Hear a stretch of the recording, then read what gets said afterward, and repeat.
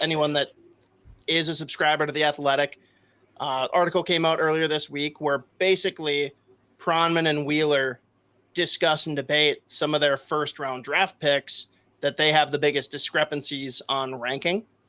So just going to throw out the rankings, see what your thoughts are in general of which way you lean.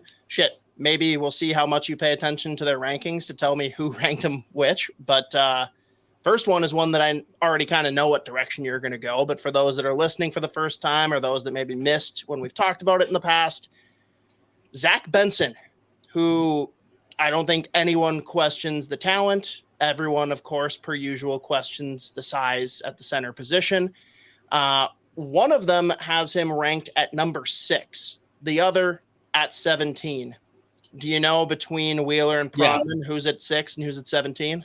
Of course I do. Fucking Pronman's got him at 17 and Wheeler's got him at 6. Okay. And this is one that I'm actually really curious to see how, like, he actually might be the player in this draft even more so than Michkov, because with Michkov, we all know why if he does drop lower than he really should. We all know why. Like that's well documented. But this is the one, like, really, I'm the most fascinated to see where Zach Benson goes. Because I'm telling you what, like, it might even be a case where it's not close. This is the smartest player in the 2023 NHL draft, in like one of the best drafts on paper that we've seen ever. He is probably the smartest by a long shot in this draft. And this is, again, what's he, 5'9", 5'10"? So, oh my God, we have to be scared. No, we decided, Z. You're either 5'6" or you're 6'7". Oh, that's right. Yeah, There's no exactly. in between. So he's 5'6". This kid he's legitimately unbelievable. Like, that Winnipeg Ice team in the WHL has consistently been either first, second, third best team there for a couple of years. And he's been the best player on that team since he was a draft -1. So he does everything well. He's probably the best defensive forward who can produce offense in this draft too. So it's not like he just gets a ton of points. It's not like, that's all he does. And that's the one thing he's able to do. He plays an unbelievably well-rounded game. I think he was second or third on the, oh my God. I think he was second or third in the WHL in short-handed goals this year. So he's going to step into the NHL and be able to impact your lineup in every facet. He can play on the power play. He can play on the penalty kill. He can play big minutes. Late and close, you need to have him on the ice. It doesn't even matter if he's a center, if he's a wing. He's going to put up a lot of points because of how smart he is. He's not even the best skater in the world, but it really doesn't matter if the player is like a average to below average skater. You really have to kind of just have that beyond well-developed hockey IQ, and he has that. So I couldn't be less concerned about how fucking big this kid is. And I think anyone that tries to discount anything that he does because of his height, I think you're out of your mind. Because tell you what, let's go through some quote small players. Clayton Keller, Johnny Gaudreau, Jesper Bratt, Zuccarello. Like, how are they? Bratt just got the bag. He came in under 8, which, like, he's unbelievable. Basically so I think basically, yeah. But I mean, like, again, you can, especially now with the NHL where it's going and how good some of the small players are, to me, it's completely irrelevant. It also, he's going up against some of the absolute monsters of the WHL and still putting up like 1.7 points per game. Like, it really doesn't matter. And again, he's impacting the game defensively as well, despite being 5'9" maybe. People can try to discount him for the size all they want. This is a top 5 pick for me all day long. Yeah, and I already knew that's the way you'd lean. You're definitely with Wheeler on this one. But my question for you, because when we did our initial mock right off of the draft lottery, you had him going 5 to Montreal. And I know, like, you and I are both on the side where, like, size is not something that should be evaluated as highly as it is, seemingly, for a lot of the NHL still. Do you think it's different when literally the 2 highest paid forwards long-term for the Montreal Canadiens are also of small stature? I mean, maybe, but at the same time, like, I just think the players that they've just also targeted because they also drafted Slavkovsky, who probably went first overall, and a big part of that was because he's a big dude who skates well, who's dynamic offensively, but the size is a big component there too. But yeah, maybe. I mean, I don't think they're afraid to take like best player available, and they've shown that they've taken some pretty big swings. And yeah, I mean, I don't think they'll be afraid to draft them. That's another team that I'm fascinated to watch, like which direction they go in this draft, because they did an unbelievably good job last year at the draft. Even though they took the guy first overall, I probably wouldn't have, but I mean, at the same time, he's a stud too. Doesn't matter. The fact that they could have been Logan Cooley. Could have been. There you go. If my buddy Chris Peters would take it up first overall. But yeah, so I mean, I wouldn't be. I mean, if I'm Montreal and he's there at 5, that's my choice for sure. Yeah, fair. And Z, if they come knocking, are you going to Sportsnet for a year to have a segment just to get canned, just like everyone else has been apparently? Yeah, geez, what's going on with that shit? Dude? Insanity, dude. I don't know. I don't even know where to begin on that. We'll stay on task here. Yeah, me and Chuck. God damn it. I can't even imagine. Oh, that would be an absolute treat to produce. The amount of mind torpedoes I would just throw at him. You nailed it every year. Yeah, I'm picking up what Chuck's putting down. We're on the same page here. He's nailed it every fucking year. Fuck. All right, let's pivot to another high-scoring WHL winger, which, again, we'll debate all day whether Benson's a winger or not, but bigger split here. Andrew Cristall.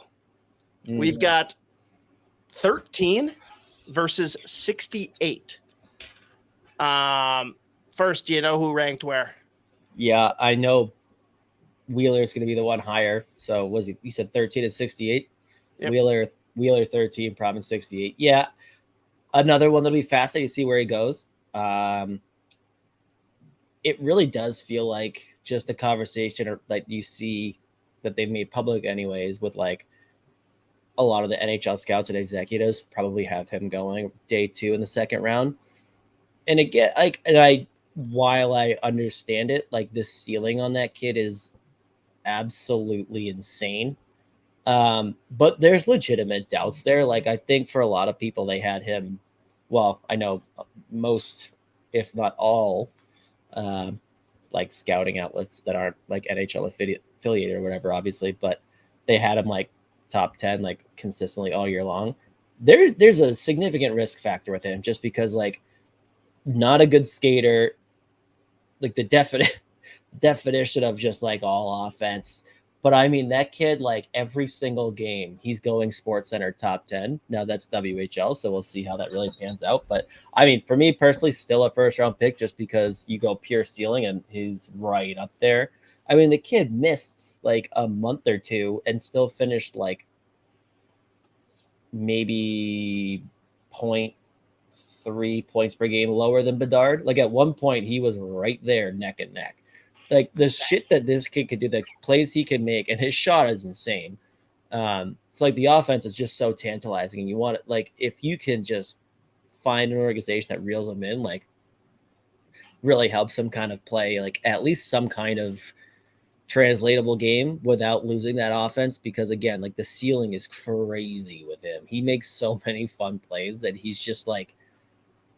Again, he just goes SportsCenter top 10 mode like every fucking game. Like he's so fun to watch. So I still buy in on the ceiling. Maybe he doesn't hit, well, obviously he won't necessarily hit that like what he's doing now.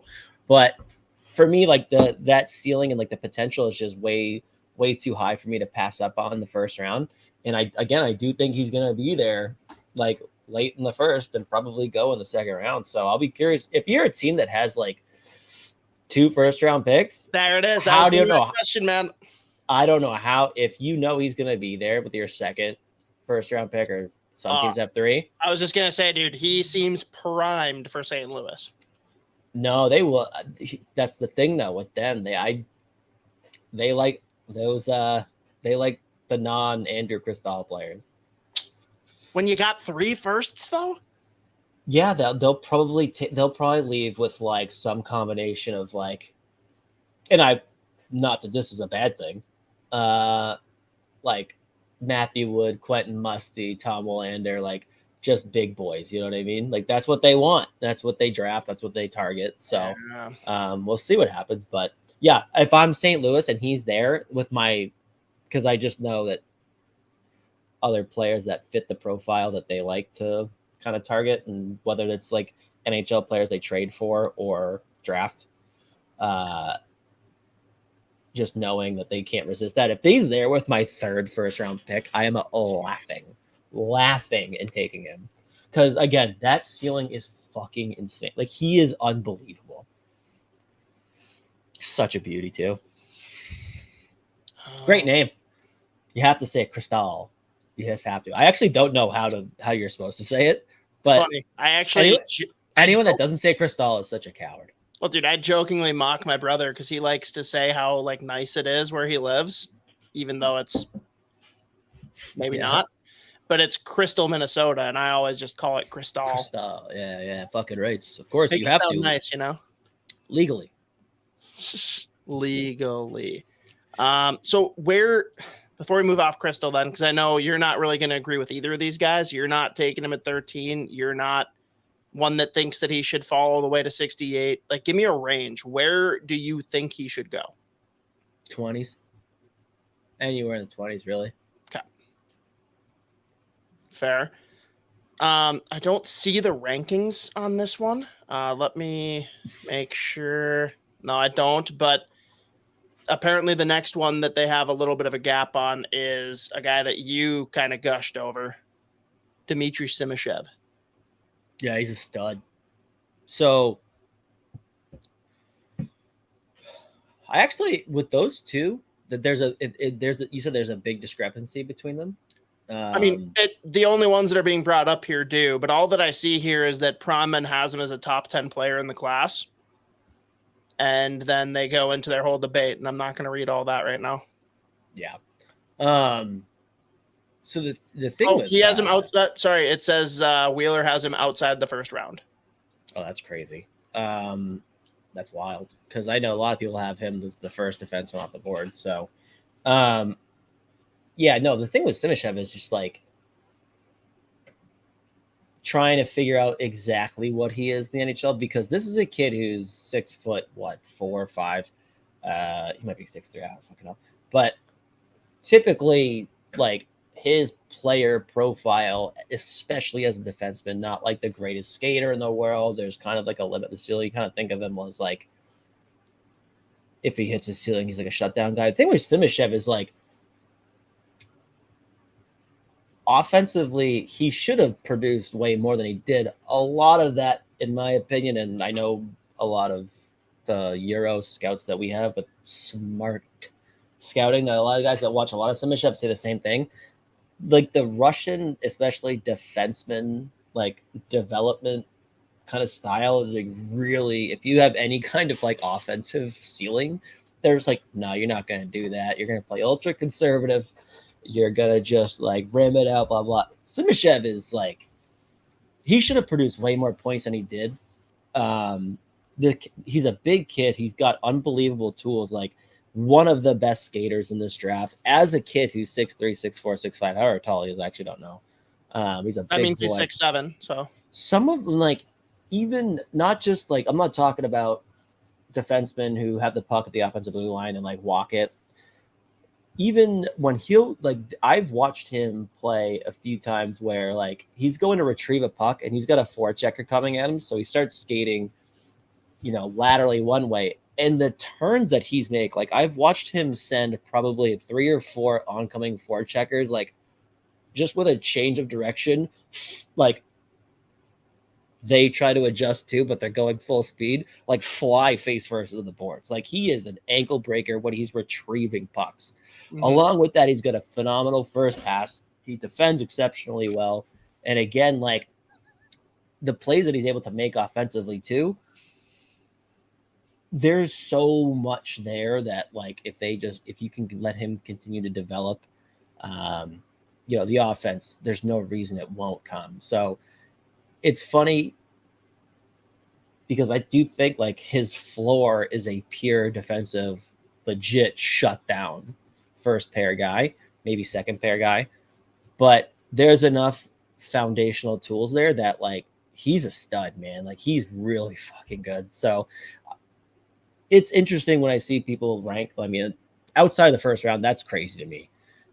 That to me, it's like taking like the NHLE model where it's like, oh, for players who produce this many points in this league at this age, like their NHL equivalency is this. Like I don't believe in that, especially for a guy who fits the profile of Simashev. But I think I think his floor is just being a really solid defenseman, like legit shutdown guy. So it's outside of the first rounds for me is crazy. I love he's awesome. Like I really do love Dmitri Simashev. I'll be curious to see where he goes. I don't think he's going to necessarily fit the like, hey, we have to worry about the Russian factor thing. I really like because he's not a guy that's going to like Michkov. It's a more of a factor because he's first of all signed for a million fucking years. Second of all, it's the fact that he's like he would be challenging Bedard for first overall of like all things being equal. You don't really have like that. I feel like that's kind of a different argument for like being nervous about drafting a guy too high with the Russian factor thing. You know what I mean? Yep. And you actually, funny enough, actually took Simashev with the 8th pick in the mock that we ran on draft lottery night. Did I? You did. I know you're high on him, but like, what do you think is the reasonable range? Like, is it even possible to you that he could fall to Minnesota 21 or could fall to the late teens? Or is it like, there's just no way he gets past a certain spot? What's the number that would shock you if he passed? I mean, I think it's possible for sure. Again, like,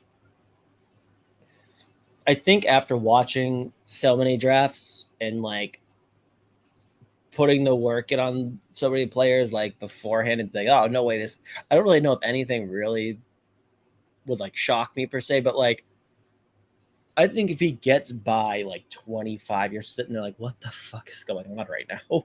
Like, why? Like, what are these teams not seeing? And again, like, I just don't see the Russian factor being that big of a thing for a lot of teams this year because he's not like a Michkov where it's if like all things being equally challenging for first overall, because he would never be challenging for first overall. So right. He's fucking unbelievable, man. Like he's so good. No, fair. And Bill chiming in the chat. Bill, appreciate you tuning in. I really warmed up to the Wild taking him in the first round. The fact that they have no D with substantial size after watching Vegas win the Cup, the skill set and upside is worth it. I mean, if he's still there, is it like a no-brainer that that's who the Wild should take, or does it kind of depend in your mind? Like, are there other players that could reasonably be available there that you'd be like, nah, I'd still rather?